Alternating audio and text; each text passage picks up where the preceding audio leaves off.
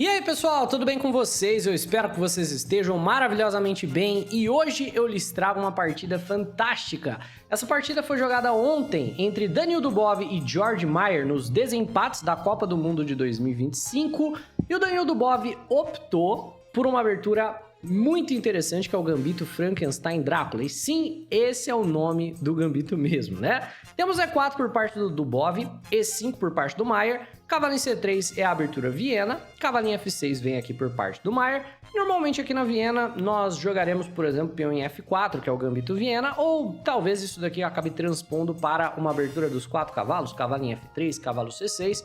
No entanto, o Dubov joga bispo C4, que parece um erro. Para o jogador mais experiente, esse bispo C4 parece que cai numa tática bem básica, bem padrão, cavalo por E4.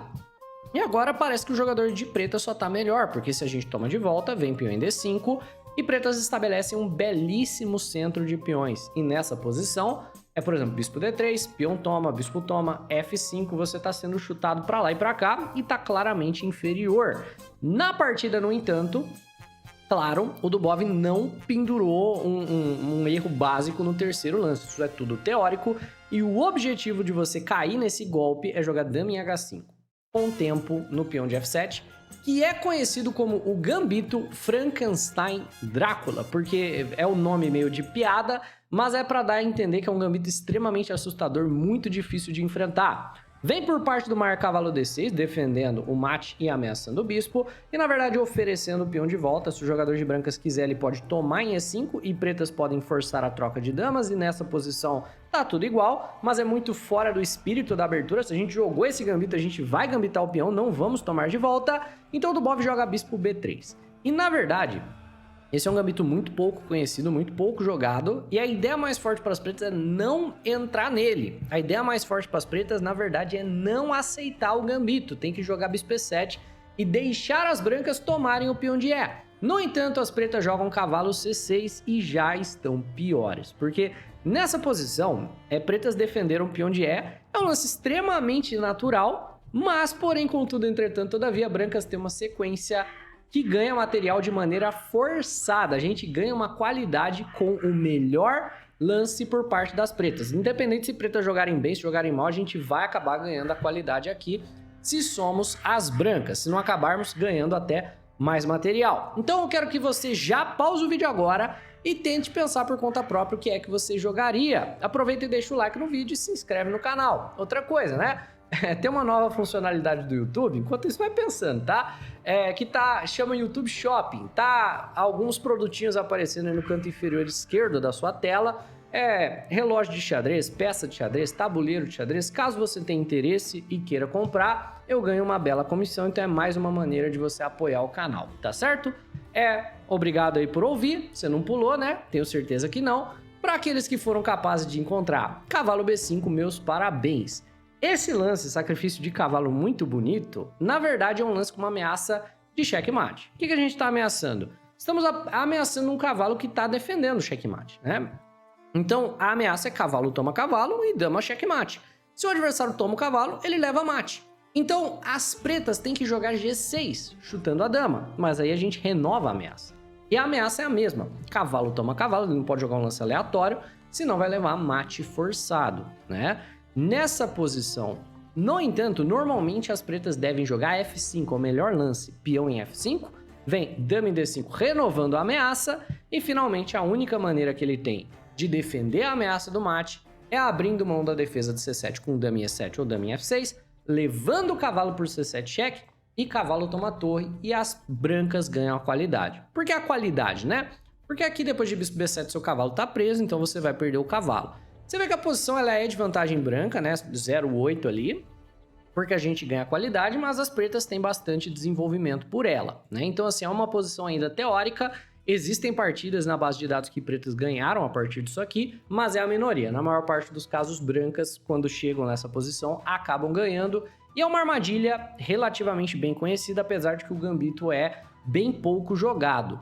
O Maier, no entanto, não joga F5, ele joga cavalo F5. Que parece um lance completamente perdedor, porque depois do dama D5, né? Dama ameaçando mate aqui, não teve o F5. Se jogar dama em E7, vai abrir mão do cavalo C7. E se jogar cavalo em H6, que é o que jogou, o Maier parece que o cavalo que defende ali a casa de F7 também tá simplesmente sob o ataque do bispo aqui. Então a gente mexe o peão de D, vamos tomar o cavalo, e aí vamos renovar a ameaça do mate em F7, ele não vai poder tomar de volta, a gente ganha uma peça. Melhor lance pro Dubov é D3. E aqui o Maier teria que jogar G5 para não deixar a gente tomar o cavalo, e dá para ver que a posição é bem desconfortável pelas pretas. No entanto, o Dubov joga D4. E esse lance, na verdade, peão na casa de D4, libera o ataque descoberto no cavalo da mesma maneira, mas deixa o peão em uma casa meio pendurada. Ele quis ser mais agressivo e acabou sendo um pouco impreciso. Pretas têm acesso a uma defesa muito interessante. Podem jogar peão na casa de D6, e esse lance parece perdedor, porque, pô, eu não tô simplesmente nessa posição, né? Em uma situação onde eu posso tomar o cavalo, ele não pode tomar de volta porque senão ele leva checkmate, eu tô com uma peça a mais. Calma, não é tão simples assim. Vê um lance intermediário, bispo em E6 e dama na casa de F3, bispo toma bispo na casa de B3, que joga essa posição numa bagunça. A posição tá extremamente bagunçada. No fim das contas, tem dois bispos caindo, nosso bispo tá caindo aqui em H6, o dele tá caindo na casa de B3, e o Dubov toma o bispo de F8 falando, beleza, agora se você recupera o seu bispo, né, se você recupera o material, eu vou tomar o bispo da casa de B3 e eu estarei com uma peça a mais. No entanto, vem bispo em C4. E agora, as pretas estão temporariamente com uma peça a menos, nós temos aqui, ó, 3 peças menores, mas 2 das nossas peças menores estão caindo. Nosso cavalo está caindo em B5, nosso bispo está caindo em F8. Então, pretas estão ameaçando reestabelecer a igualdade material. Na verdade, não é nem isso, né? Pretas estão ameaçando ficar com mais material do que a gente, porque a gente gambitou um peão e tem outro caindo aqui na casa de D4. Mas Daniel Dubov pensa, cara, é fácil. Se tem 2 peças caindo, é só eu tirar uma com o tempo. Eu vou jogar bispo G7 com o tempo na torre.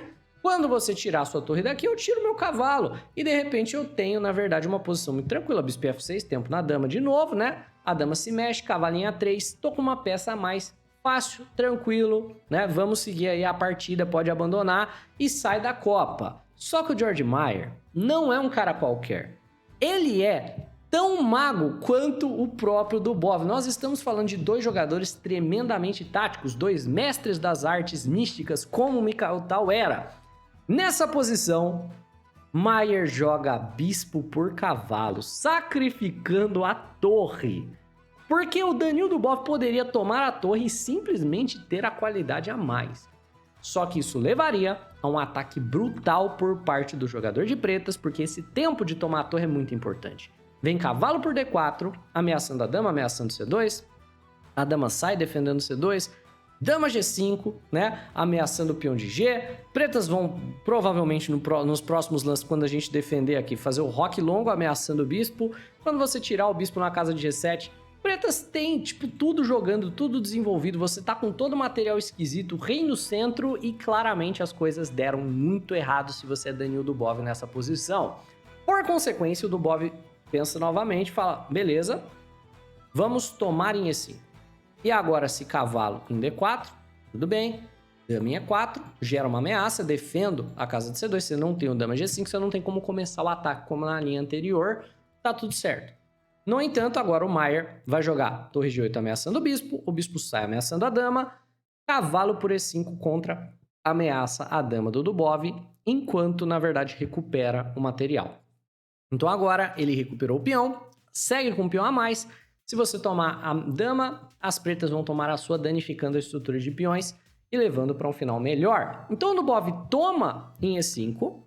E nessa posição o Maier mostra mais uma vez que ele é um mago. Não vai tomar de volta e pendurar B7, nada disso. Ele joga dama em E7. Quer tomar em B7? Vai perder aqui o bispo com cheque, vai perder o roque, vai ficar numa posição muito inferior. Dubov faz o roque e o Maier vai defender o peão de B7 ao invés de simplesmente tomar o bispo em C6. Defende o peão, com o tempo na dama, ameaçando o peão de G. Dubov joga a dama em C3, que é um lance excepcional, por sinal, né? Ameaçando o bispo F6. Finalmente, você tem que tomar o bispo, não dá tempo de tomar em G2, senão você perde a chance de recuperar a peça que tá caindo há tanto tempo. Peão toma bispo, cavalo em F3 defendendo G2, ameaçando o peão de E também e F6. E nessa posição, parece que as pretas estão muito melhores, porque pretas têm um peão a mais. A gente gambitou E aí o jogador de pretas parou todos os nossos ataques, conseguiu com contra-ameaças, com contra-sacrifícios, chegar nessa posição. E agora, ele só tem um peão a mais, vai jogar tipo rei F7, rei G8, vai fianquetar o rei, conectar as torres, contestar a coluna aberta. Brancas não tem nada. Mas as brancas têm que seguir pressionando, torre em 1. Aí joga rei F8 para tentar tipo rei G8, rei H8, esconder o rei, conectar as torres. E do mais absoluto nada, o Dubov mostra por que ele é tão comparado ao Mikhail Tal. Nessa posição, ao invés de jogar um lance normal, de gente normal, né? O Dubov joga cavalo por E5, sacrifica o cavalo para expor o rei do adversário e ganhar tempo com a torre, né, na dama do adversário. E acredite ou não, nessa posição, as brancas têm um ataque praticamente impossível de se defender. O computador tá dizendo que tá igual, mas um ser humano não defende. Vem peão por E5, torre por com tempo na dama. E o que as pretas têm que jogar? Quero que você veja aqui, né? Estamos atacando a dama, mas além de atacar a dama, a gente está gerando aqui umas ameaças bem incômodas, né? Vamos dizer que você jogue dama em F7. De repente, dama C5, chefe. Rei G7, torre E7, ganhamos a dama. Vamos dizer que dama em F6, né? Foi jogado. Foi jogado. Tinha que jogar dama em H4, o adversário. E aí, nessa posição, aparentemente a ideia para o jogador de brancas é empatar, né? Porque a dama tá de olho na casa de E7. Então, brancas vão jogar dama cheque, vamos dizer rei na casa de F7, dama cheque, né? Rei na casa de F8, dama cheque, a gente empata. Essa que seria a ideia para o jogador de brancas. Nesse caso do dama em H4, que é o único lance que segura. Porque segura E7. Então, ao segurar E7, né? Tipo, dama em H4, não tem mais aquela ideia de dama C5 cheque, rei F7, torre em E7. Não temos mais essa ideia. Na partida, no entanto, o Maier jogou dama F6. E agora, Dubov está completamente ganho. Pause o vídeo mais uma vez. Veja se você encontra o lance vencedor para as brancas. Pausou? Eu espero que sim. Eu espero que você tenha sido capaz de encontrar torre em 8. Cheque com ataque descoberto na dama. Mas peraí, eu não sou forçado a tomar a torre. F7, eu seguro minha dama. Tá tudo igual, certo? Errado. Vai tomar a torre sim. Dama cheque. Aí você tem que tomar a torre e pendurar a torre em G8. E com a torre de G8 você também pendura a torre de A. Esse que é o problema, né? Se você jogar rei G7 vai pendurar a torre sem nem tomar uma torre em troca. Então melhor tomar a torre. Perdeu a torre de A. E nessa posição, brancas estão completamente ganhas. Portanto, depois do torre em E8 e dama em C4, pretas abandonam.